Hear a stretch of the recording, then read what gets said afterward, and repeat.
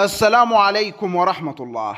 دراسة مصرية مثيرة جدا تفتخر بالطاقة الشمسية بالجزائر وتكشف عن مفاجآت مدوية بشأن ما يحدث في الجزائر في هذه الأيام من تقدم هائل سيجعلها ضمن الدول الكبرى في المستقبل القريب.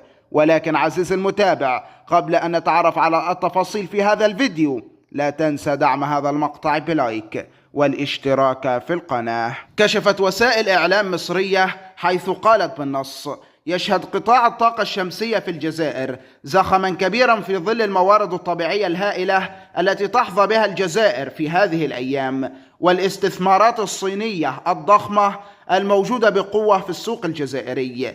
كما تسعى الحكومة الجزائرية لتعزيز أجندة تحول الطاقة من خلال استراتيجية طموحة لتقليل الاعتماد على الوقود الأحفوري ورفع إسهام الطاقة المتجددة في مزيج الطاقة إلى 22% بحلول عام 2030 من خلال التوسع في مشروعات الطاقة الشمسية.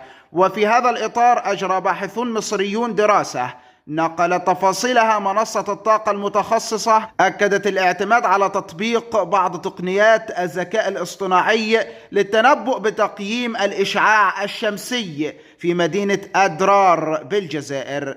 وتهدف هذه الدراسة إلى تقديم توصيلات تسهم في التوسع بتركيب منظومات الطاقة الشمسية في الجزائر ولا سيما في مدن الجنوب الجزائري. وقال رئيس معمل أبحاث الشمس بالمعهد القومي للبحوث الفلكية في مرصد حلوان الدكتور ياسر عبد الهادي أن فكرة البحث تعتمد على إجراء عمليات النمذجة الحاسوبية لتقييم الإشعاع الشمسي. وأوضح الدكتور ياسر عبد الهادي أن الفريق البحثي قد وقع اختياره على منطقة الصحراء الكبرى لإجراء الدراسة نظرا إلى كونها أكبر صحراء حارة في العالم، حيث تعتمد على مساحة تزيد على 3.5 مليون ميل مربع عبر شمال إفريقيا. وأكد أن الجزائر ستصبح من الدول المتقدمة جدا قريبا.